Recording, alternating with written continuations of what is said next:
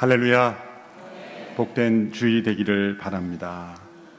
5월 마지막 주일입니다. 매월 마지막 주일은 구제봉사 주일로 낮은 곳, 더 낮은 곳으로 향하는 실천을 행하는 주일입니다. 연약한 지체들을 함께 섬길 수 있게 되기를 바라고, 특별히 용산 지역에 홀로 거주하시는 독고 어르신들을 또 방문해서 위로하고 격려하는 일들이 또 서빙고 구제 사역팀에서는 계속하고 있습니다. 사랑의 주립기에서는 우리 신동아 쇼핑센터 또 그 업주들과 함께 네팔 지진 피해 복구를 위한 계속한 바자회가 계속해서 열리고 있습니다. 함께 방문하셔서 축복해 주시기를 바랍니다. 6월 호국의 달을 이제 맞이하면서 또 저에게 중요한 두 집회를 앞두고 있습니다. 6월 23일부터 25일까지는 우리 마리아 행전, 나라와 민족을 위한 여성 기도 부흥 운동이죠. 마리아 행전 큰 모임이 열립니다. 하나님의 소원이라는 제목으로 열리게 되는데, 아직 접수하지 못한 분들 또 접수할 수 있게 되기를 바랍니다. 또 26일부터 28일까지는 우리 대학 청년들을 중심으로 한 카운트다운 예배와 선교 컨퍼런스가 또 양재와 장충 체육관에서 열리게 됩니다. 함께 기도로 동참해 주시기를 바랍니다. 이제 6월을 맞이하면서 생명의 삶은 열왕기하의 말씀을 묵상 들어갑니다. 열왕들의 이야기를 통해서 특별히 혼돈과 타락과 심판, 그런 반복되는 역사의 악순환 속에서 어떻게 하나님의 뜻을 쫓아갈 것인가, 이 말씀을 통해서 우리 함께 묵상할 수 있게 되기를 바랍니다. 기도하겠습니다. 하나님 아버지, 오늘도 복된 주일을 허락하시고 우리 모두가 함께 아버지를 예비하며 믿음으로 함께 나올 수 있는 은총 주셔서 감사합니다. 예배를 통해 우리의 마음이 주께로 향하게 하시고 우리의 삶의 중심이 하나님이 되시며 역사의 중심이 하나님이 되심을 선포하는 자리가 되기를 원합니다.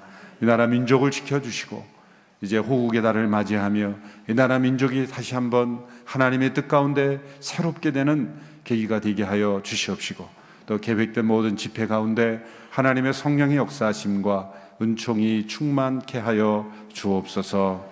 오늘도 기록된 말씀을 통하여 하나님의 뜻을 분별하며 우리의 마음을 주 앞에 드릴 때 우리에게 말씀하시는 주의 음성 듣고 우리 모두가 순종하는 저희가 되게 하여 주옵소서.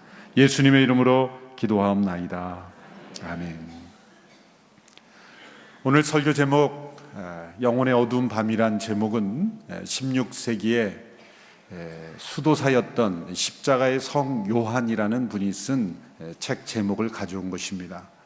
이 십자가의 성 요한이라는 수도사는 16세기 무렵 이 부패한 수도원을 개혁하기 위하여 힘썼던 수도사였습니다.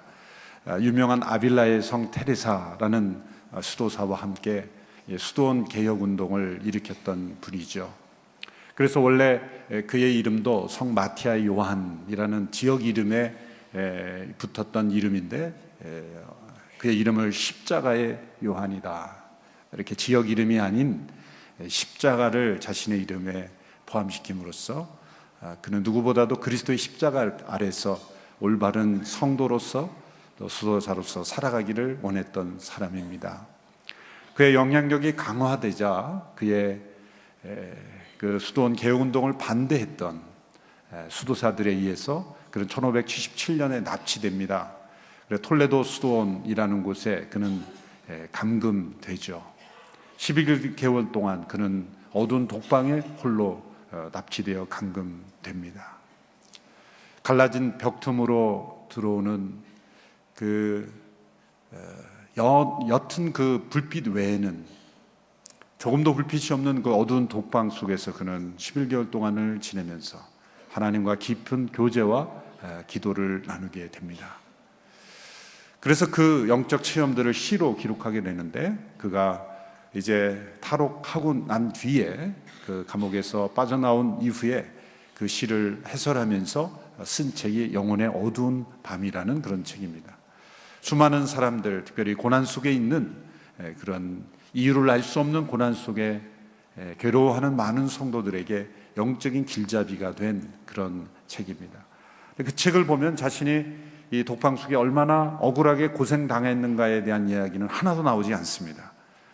오히려 자신이 그 어두운 밤을 통해서, 어두운 독방 속에서 하나님을 얼마나 친밀하게 가깝게 만날 수 있었는가, 또 하나님께서 왜 우리 인생에 때로 그 어두운 밤을 허락하시는가, 그것을 우리에게 설명해 주면서 따뜻한 위로와 권면을 통해 하나님께로 나아가게 해주는 아주 귀한 영적 고전이 되었습니다.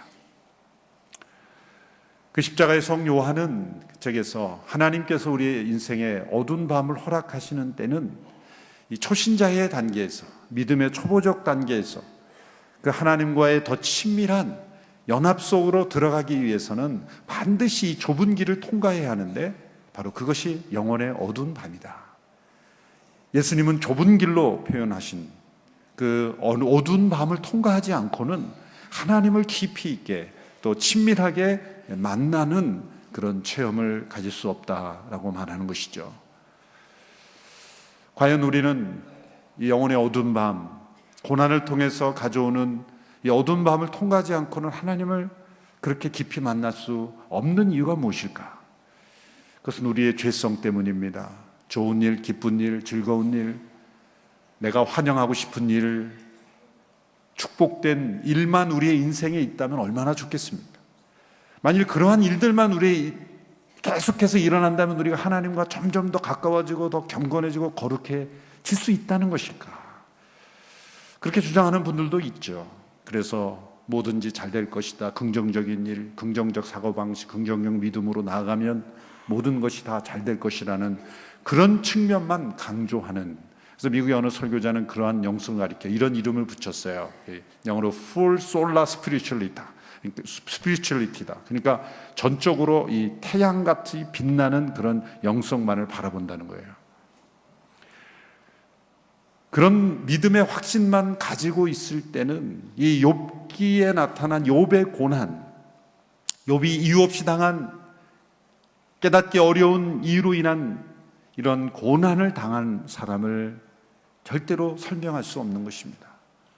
우리 인생에는 때로 자신의 잘못과 죄로 인해서 당하는 고난도 있지만 아무리 생각해봐도 이해할 수 없는, 받아들이기 어려운 고난 속에 어두운 밤길을 걷는 영혼도 분명히 많기 때문입니다. 욥은 하나님이 자랑하실 만한 동방의 의인이다, 이렇게 말했습니다. 그 시대 인물 가운데 하나님께서 가장 하나님과 가깝고 하나님을 경외하고 하나님을 사랑하고 순종하는 한 사람을 꼽으라 라고 한다면 욥이 뽑혔을 정도로 그런 의로운 사람이었습니다. 그는 또한 세상 모든 사람들이 부러워하는 이러한 축복도 받은 사람이었습니다. 경건하면서 동시에 많은 사람들이 부러워한 그 복을 누리는 그 욥을 사단이 이렇게 고소합니다. 욥이 하나님을 경외하는 까닭은 하나님께서 베풀어 주신 축복 때문에 경외하는 것이지, 만일 그 축복이 사라지면 욥은 하나님을 경외하지 않을 것이다. 그렇게 사단은 하나님 앞에 욥을 고소하죠. 하나님은 이 욥을 시험대 위에 오르게 하십니다. 욥이 고난당하는 과정을 통해서 욥을 어두운 밤길을 통과하게 하심으로써 자신에게 있는, 자신이 받은 축복 때문에 하나님을 경외하는 것인지, 아니면 그 축복이 없어도 하나님을 경외하는지를 시험하는 시험대에 오르게 하신 것입니다. 하나님께서는 사단에게 욥의 생명을 제외하고 생명은 건드리지 못하게 하되 그를 마음껏 공격할 수 있도록 허락해 주신 것입니다. 이 하나님과의 사단의 대화를 전혀 알지 못하는 욥, 저희들은 욥기를 통해 알 수 있지만 욥은 자신이 왜 이 고난을 당해야 하는지를 전혀 알지 못한 채 그는 상상할 수 없는, 누구도 경험하지 못했던 그러한 엄청난 고난을 겪게 됩니다. 욥의 고난은 세 단계를 통해서 점점점 확장되고 더 깊어졌습니다. 첫 번째 단계의 시험은 단 하루 만에 그의 모든 소유를 상실하는 것입니다. 단 하루 만에. 그는 자신의 모든 자녀, 자신의 모든 소유, 전 재산을 다 잃어버리게 됩니다. 그의 소와 나귀와 종들은 스바 사람의 공격에서 탈취되었고, 그 소식을 전하는 그 종의 전갈이 다 끝나기도 전에 또 다른 소식이 들려옵니다. 그의 양떼들과 종들은 하늘로부터 내려온 불에 타 죽게 됩니다. 그 소식이 다 끝나기도 전에 그의 낙타들과 종들이 갈대아 사람들에 의해 죽임당했다는 소식이 들려옵니다.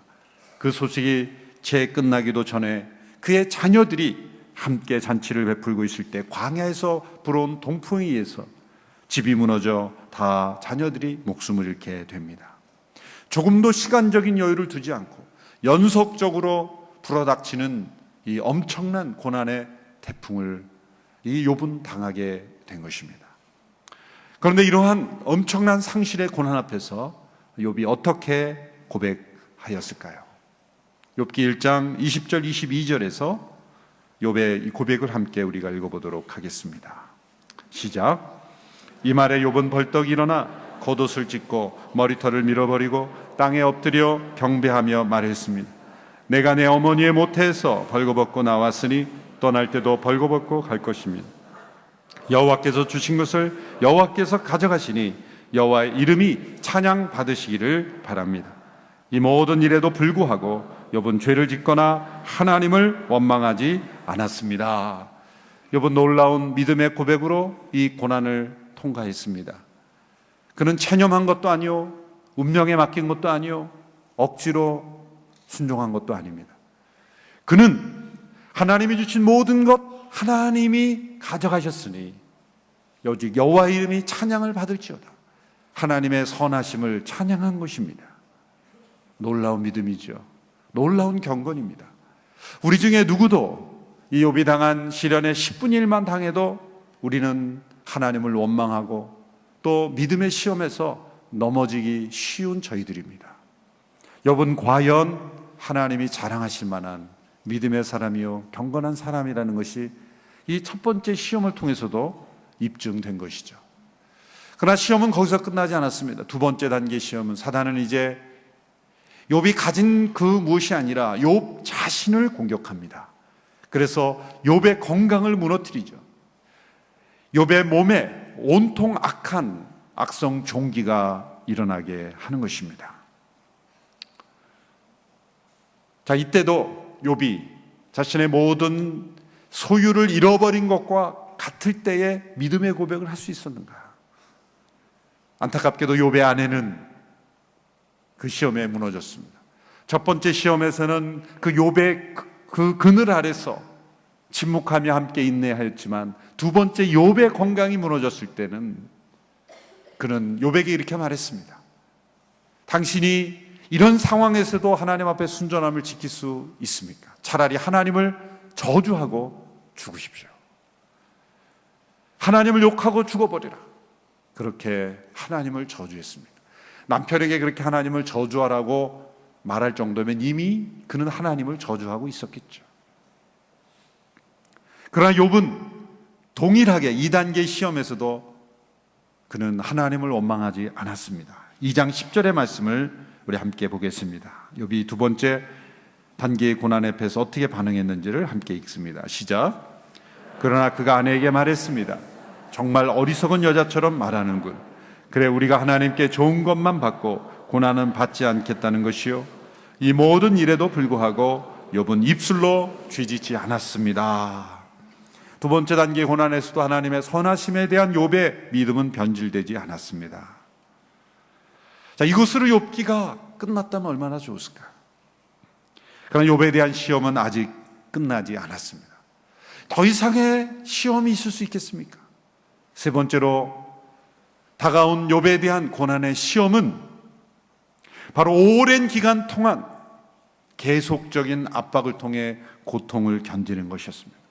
여러분, 순간적인 고통과 고난은 견딜 수 있을지 모르지만 이 지속적이고 계속적인 압박과 고통이 주어지는 것, 그것은 사람에게 엄청난 스트레스를 가져다 주는 거죠. 순간 고난을 당하고 잊어버리는 고통이라면 치유가 되고 회복될 수 있겠지만 계속적인 압박과 고통이 주어진다면, 그런데 그러한 도구가 된 게 누굽니까? 바로 욥을 위로한다고 찾아온 세 친구들이었다는 거예요.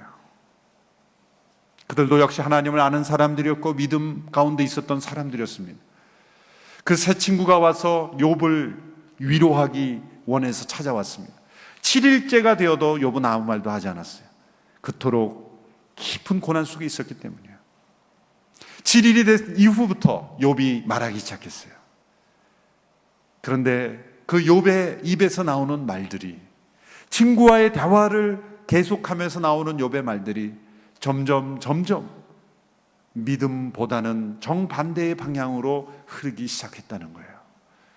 1단계, 2단계 그 엄청난 고난 앞에서 믿음으로 이겨냈던 욥이 시간이 흘러가면서 욥의 새 친구들과의 대화를 통해서 점점 욥은 흥분하기 시작했고, 그래서 영혼의 민낯을 드러내기 시작했고, 그의 경건이 점점 무너져가는 것을 우리에게 보여주고 있다는 것이죠. 우리 모두는 충분히 욥을 이해할 수 있습니다. 욥이 왜 저런 말을 하는지. 그래서 어쩌면 우리는 욥기의 중반부에 나오는 욥의 항변을 읽으면서 오히려 위로받는지도 몰라요. 맞아, 바로 내가 하고 싶은 얘기가 바로 여기 있네. 그 앞부분에 욥의 믿음은 우리에게 도전받기보다는 나랑 너무 거리가 멀어. 그런데 중후반에 나오는 욥의 자기 항변을 보면서 오히려 우리는 위로를 받고 맞아, 이게 맞아라고 그렇게 우리는 성경을 잘못 이해하기도 쉽습니다. 욥의 새 친구들은 욥을 위로한다고 하면서 찾아왔지만 그 욥의 새 친구들의 말은 욥의 마음과 정신을 더욱더 혼란스럽게 만들었어요. 새 친구들의 핵심은 바로 이겁니다. 그들이 많은 말을 하지만 여러 개의 사이클이 돌아가면서 새 친구가 말하지만 새 친구들의 핵심은 이겁니다. 인과응보다.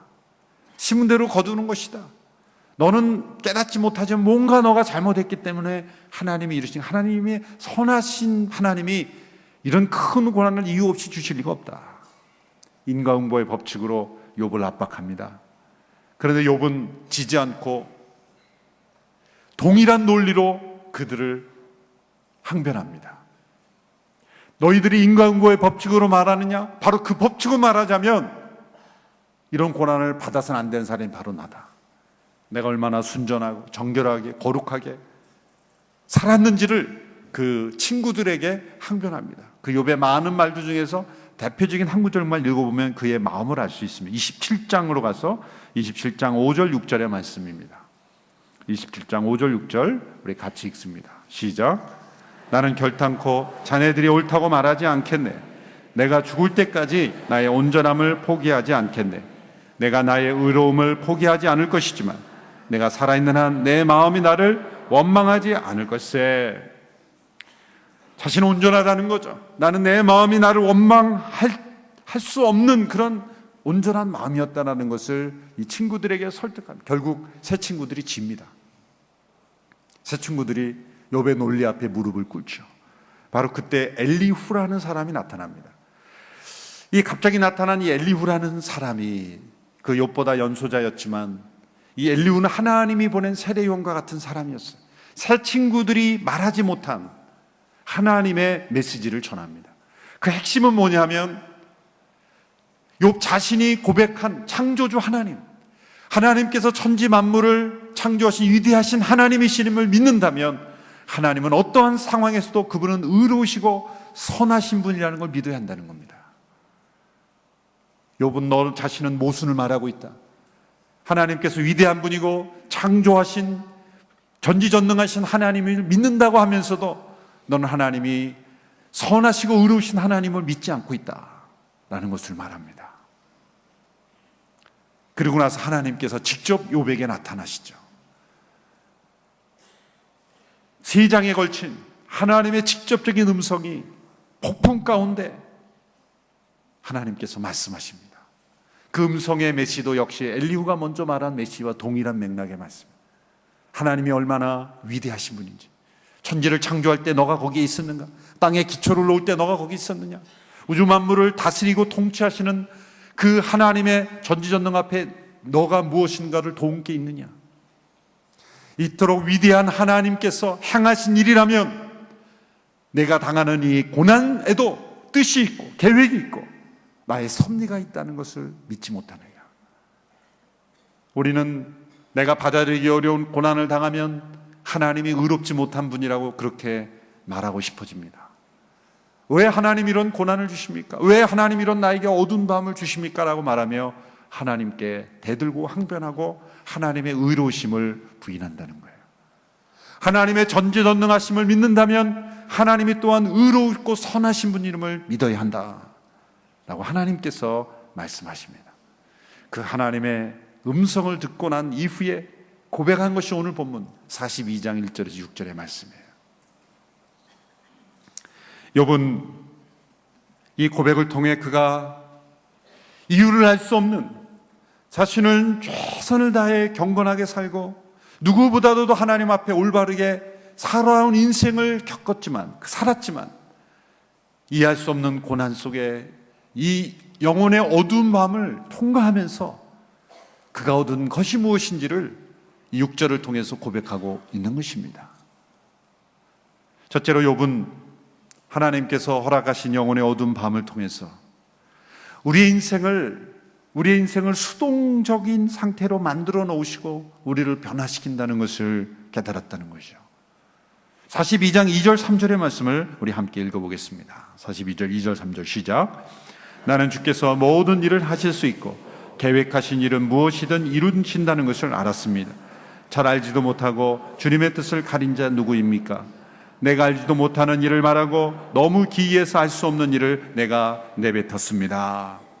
그런 이것을 깨닫습니다. 하나님이 얼마나 위대하시고 모든 일을 하시고 계획대로 행하시는 하나님과 그리고 그 하나님을 조금 더 이해할 수 없고 그 기이한 일을 측량하기 어려운 이 무지한 자신을 발견하게 되는 거예요.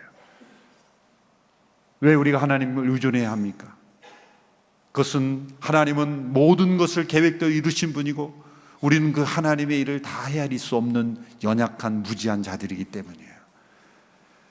우리가 낮을 살아갈 때는 능동적으로 살아갑니다. 우리 눈으로 보이고 판단하고 계획하고 마치 우리는 우리 마음대로 세상을 살아갈 수 있는 것처럼 그렇게 살아가죠. 그러나 어두운 밤이 되면 우리는 수동적인 인간이 될 수밖에 없어요.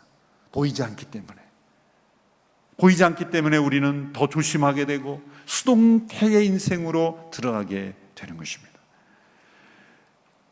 여러분이 어두운 밤을 통해서 하나님은 우리의 영혼을 수동태로 바꾸시는 거예요. 여러분, 어두움은 원래 나쁜 게 아닙니다. 창세기 1장에 보면 하나님이 천지를 창조하실 때 빛도 창조하셨고 어두움도 창조하셨어요. 빛과 어두움을 나누셔서 빛을 낮이라 칭하시고 어둠을 밤이라 칭하셨다 말씀하셨어요. 여러분, 우리 인생에는 낮만 있는 것이 아닙니다. 여러분, 왜 우리의 건강이 파괴됩니까? 빛을 못 봐도 파괴되지만 어두움 속에 들어가지 않아도 파괴됩니다. 여러분, 이 조명이 인간이 발명한 것은 정말 획기적인 발명품이라 우리는 상을 주고 칭찬하지만 한편으로는 인류의 건강이, 인류의 문화가 하나님과 역행되어 가는 한 길이기도 했습니다. 일해야 될 때 우리는 어둡게 만들고, 그리고 어둠 속에 쉬어야 될 때 우리는 불을 밝히고 활동하고 있잖아요. 화려한 네온 사인을 보면서 우리는 하늘의 별을 바라보는 법을 잊어버렸어요. 어둠 속에 우리가 들어가지 않으면 우리는 잠을 자지 못하고 우리의 건강이 무너지는 것 아십니까? 어둠도 우리에게 필요한 거예요. 원래 어둠은 악한 게 아닙니다. 하나님은 낮을 통해 우리가 능동적으로 일하지만 어두운 밤을 통해서는 우리가 하나님을 의존해야 되는 연약한 존재라는 것, 수동태의 삶으로 우리 인생을 인도하신다는 걸 깨닫는 거예요. 창세기 1장에 보면 하루를 계산할 때 아침이 되며 저녁이 되니 그렇게 말씀하셨고 거꾸로 말씀하셨어요. 저녁이 되며 아침이 되니. 왜 밤을 먼저 말씀하셨을까요? 하루를 계산할 때 우리는 아침부터 저녁까지라고 계산하죠. 창세기 1장에 보면 하나님은 정반대로 저녁부터 아침까지, 그래서 유대인들은 안식일을 지금도 금요일 저녁부터 그 다음날 저녁까지가 하루인 거예요. 하루의 계산을 왜 저녁부터 시작하죠? 우리는 아침 해가 뜨면 이제 내가 볼 수 있는 아침에 능동적으로 하루를 시작한다고 생각합니다. 그러나 창세기의 그런 시간 개념은 저녁부터 우리 인생을 시작하는 거다. 우리는 쉼으로부터 시작하는 것이다. 어둠 속에서 하나님을 의존하면서 하나님께서 우리는 잘 때, 우리가 쉴 때, 우리 어둠 속에 있을 때 하나님이 우리보다 앞서 우리의 인생을 인도하고 계심을 믿고 아침에 눈을 뜬다는 거예요. 우리는 아침에 뜰 때 우리는 반의 인생을 하나님이 우리가 어둠 속에 있을 때 행하신 일을 따라서 나머지 인생을 사는 것 뿐이에요. 그러므로 우리가 낮에 행할 때는 전적인 우리 능동태 인생을 사는 거예요. 능동적이죠. 내가 하고 싶은 대로 다 하죠. 그러나 어둠에 들어갈 때 우리는 수동적인 인생이라는 것을 깨닫게 되는 거예요. 내가 볼 수 있는 것보다 볼 수 없는 게 더 많기 때문에 하나님이 허락하신 어둠 속에서 우리는 우리의 인생이 얼마나 연약한 인생이라는 것을 깨닫게 되는 것이죠. 영혼의 어두운 밤을 통해서 우리는 내 인생을 내 마음대로 사는 인생이 아니라 하나님께서 인도하시는 인생으로 우리는 하나님을 의존하며 살아가는 인생이어야 한다는 것을 깨닫게 하시는 거예요. 욥이 그래서 고백하는 거죠. 내가 다 깨닫지 못한 기이한 일들을 내뱉었습니다. 낮에 인생만 사는 사람처럼 고백한 거예요. 밤에 하나님이 행하시는 일, 우리가 잘 때 행하시는 일, 우리가 알지 못할 때 하나님이 이루시는 그 수없이 많은 일들을 알지 못하고 제가 내뱉었습니다. 그렇게 하나님 앞에 고백하고 있는 것입니다. 어두운 밤을 우리는 두려워하고 피하려고 하지만 그러나 하나님은 우리의 영혼이 어둠 속에 들어감으로써 오히려 더 거룩해지고 깨끗해지고 정결해지는 것, 그리고 회복되는 것을 우리는 믿음으로 바라볼 수 있어야 한다는 거예요. 어둠을 피하지 말고 어둠을 믿음으로 통과해야 된다. 인내로. 그리고 어둠 속에 전적으로 수동태, 우리는 어둠이 다가오면 불을 밝히고 그 어둠 속에서도 능동적으로 살아가려고 하죠. 가끔은 그 어두운 밤길을 빛을 비춰서가 아니라 어두운 밤길을 걸어가는 하나님을 바라보며 별을 바라보며 하나님의 도우심을 의존하며 그렇게 걸어가야 하는 인생이라는 것을 체험할 필요가 우리에게 있습니다. 제가 어릴 때는 시골에서 교회를 마치고 가면 이 조명이 없는, 가로등이 없는 지역이 참 많았던 것 같아요. 거의 1시간 이상을 이렇게 논뚝길 이렇게 갈 길을 걸어가면 가끔 길에 빠지기도 하지만 그 칠흑같이 어두운 별빛밖에 달빛밖에 없는 그런 길을, 어두운 길을 걸어가면서 그 찬 공기를 마시면서 발걸음을 조심하면서 그렇게 걸어가 했던 많은 시간들이 있었습니다. 요즘은 환한 불빛 가롱등 속에서 어디 가든지 다 불빛이 있어서 어쩌면 어두움을 경험하지 못하는 오늘 이 시대의 문화가 되어버렸습니다. 우리 인생은 낮의 인생만이 아니라 어둠 속에서도 살아가야 되는 인생이라는 것. 인생은 능동태만이 아니라 우리는 수동태 인생이어야 한다는 것. 그것을 고난을 통해서 깨닫게 하시는 거죠. 두 번째, 욥이 영혼의 어두운 밤을 통해 깨닫는 것은 하나님을 귀로만 듣는 것이 아니라 눈으로 보는 체험을 하게 되었다는 거죠. 오늘 5절 말씀을 우리 함께 읽어보도록 하겠습니다. 5절 말씀 같이 읽습니다. 시작. 내가 주에 대해 지금까지 내 귀로만 들었는데 이제 내 눈으로 주를 보게 됐습니다. 이 고백은 욥이 예전과 다른 하나님과의 깊은 친밀함으로 들어가게 되었다는 거죠. 욥은 그전에도 하나님을 아는 사람이었습니다. 하나님을 경외하는 사람이었습니다. 그런데 그가 이 고난을 체험하기 이전의 모든 신앙을 한마디로 어떻게 표현합니까? 귀로 들었던 신앙이다.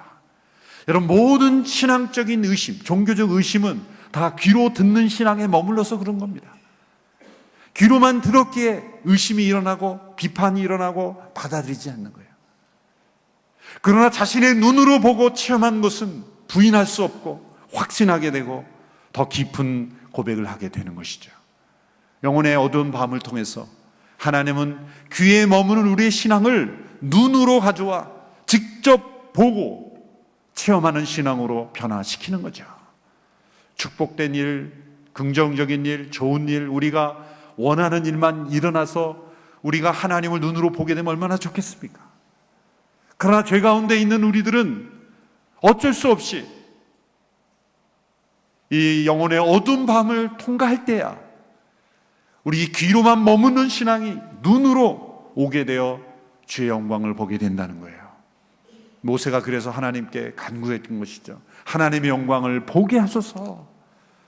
여러분, 우리의 신앙이 귀에 듣는 신앙으로만 머무는 신앙이 아니라 우리의 영적인 눈이 띄어져서 하나님을 보게 되는 믿음으로 나갈 수 있게 되기를 바랍니다. 그 과정은 고난이 필수라는 거죠. 고난 없이 그렇게 하나님을 보게 되면 얼마나 좋겠습니까? 그러나 내가 이해할 수 없고 내가 제어할 수 없는 인생의 고난을 통해서 우리는 하나님을 보게 되게, 영혼의 어두운 밤은 그에게 유익이 되었다는 것이죠. 세 번째로, 욥은 영혼의 어두운 밤을 지나면서 자신의 영혼 속에 숨어있던 죄를 보고 회개하게 됩니다. 본문 6절의 말씀 우리 같이 읽겠습니다. 시작. 그래서 내가 스스로 한탄하며 티끌과 죄를 뒤집어 쓰고 회개합니다. 욥은 친구들이 인과응고의 법칙으로 너가 무슨 잘못을 했으니까 하나님이 벌을 주신 거니까 빨리 찾아보라, 회개하라, 그렇게 말했죠. 그럴 때마다 그는, 그의 논지는 이런 식으로 항변했죠. 정말 회개할 것이 없는 사람이었다면 날 것이다. 어쩌면 그의 말은 인간적으로 보면 옳았습니다. 그런 많은 풍요로움 속에서도 그 풍요를 우상으로 삼지 않았습니다. 많은 하나님이 주신 축복 가운데도 그 복을 우상으로 섬기지 않았던 경건한 사람이었습니다.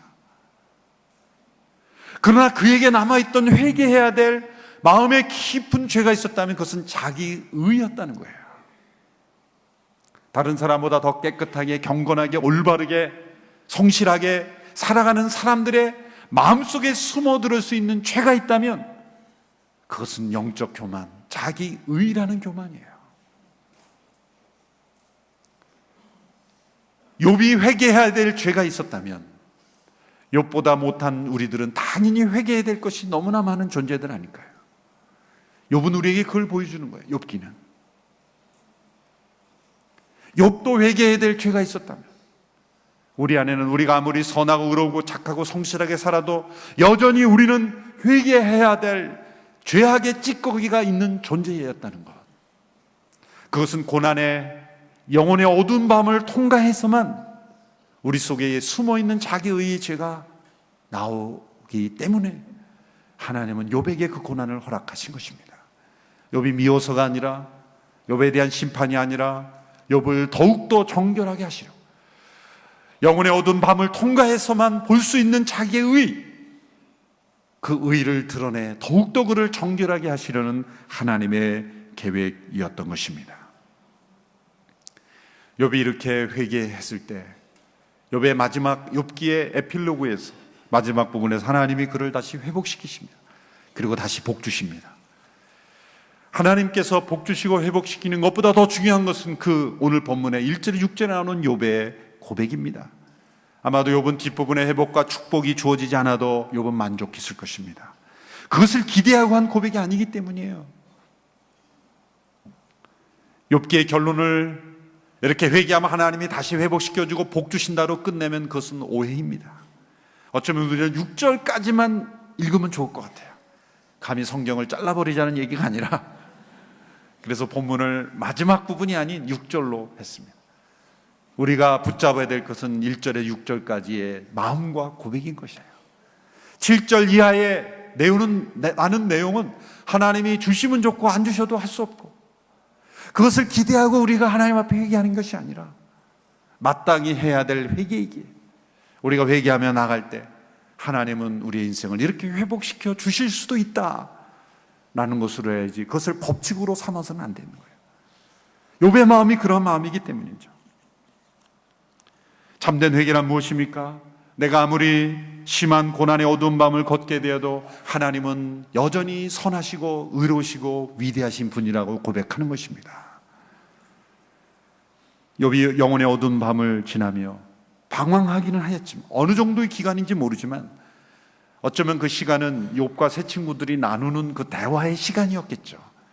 욥기가 사실은 구조상으로는 매우 단순한데 그 세 친구들과 욥의 말 때문에 길어진 거예요. 사실은 한 4장으로도 끝날 수 있었는데, 그 욥이 당한 고난의 어두운 밤의 기간 동안에 그 42장까지 길어진 거예요. 그것을 우리가 묵상할 때 욥이 겪었던 고난의 깊이를 우리는 느낄 수가 있는 거죠. 결국 욥이 회개한 이후에 사단은 패배하고 떠날 수밖에 없었죠. 결국 사단이 하나님 앞에 이 배팅해서 욥이 하나님의 축복을 받았기 때문에 경외하는 것이라는 그의 주장은 이제 상실되었고, 결국 이 모든 사건에서 패배자는 사단밖에 없었다는 거예요. 하나님도 이 영광 받으시고 욥도 고난을 통하여 승리하시고 우리 모두에게 승리의 그러한 귀한 표본을 우리에게 보여주신 것입니다. 영혼의 어두운 밤은 우리를 무너뜨리려는 하나님의 그러한 심판이 아니라 어둠을 통해 일하시는 하나님의 역사를 드러내는 과정입니다. 그 어두운 밤을 통해 우리 안에 숨어있는 교만과 죄를 드러내셔서 더욱더 정결하게 하시는 과정입니다. 영혼의 어두운 밤을 지날 때 더욱더 하나님의 선하심과 의로우심을 신뢰하며 찬양하며 의지하며 그 밤을 통해서 더욱더 하나님과 친밀함을 경험하는 우리 모두가 되기를 주님의 이름으로 축원합니다. 기도하겠습니다. 하나님 아버지, 이해할 수 없는 고난을 통해 영혼의 어두운 밤을 걸을 때 내가 내 인생을 주도하며 살아가는 착각을 내려놓고 하나님이 인도하시는 수동태 인생으로만 삶으로 변화되는 우리 모두가 되게 하여 주옵소서.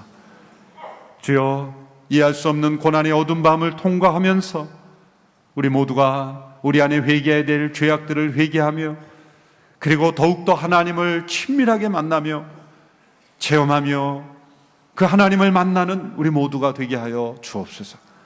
고난 속에 있는 성도들, 이해하기 어려운 고난 속에 어두운 밤길을 걷는 성도들이 있습니다. 그 어두움 속에 외롭지 않게 해주시고 두렵지 않게 하여 주시옵시고 그 고난 속에 손잡아 주시며 발걸음을 인도하시는 그 하나님의 선하심을 체험하는 과정이 되게 하여 주옵소서. 어두운 밤을 지날 때 욥처럼 더욱 정결한 영혼으로 정금 같은 믿음으로 나와 하나님을 예배하며 찬양하는 믿음의 사람들 다 되게 하여 주옵소서. 예수님의 이름으로 기도하옵나이다. 아멘. 다 같이 자리에 일어나셔서 함께 봉헌 찬양 드리겠습니다.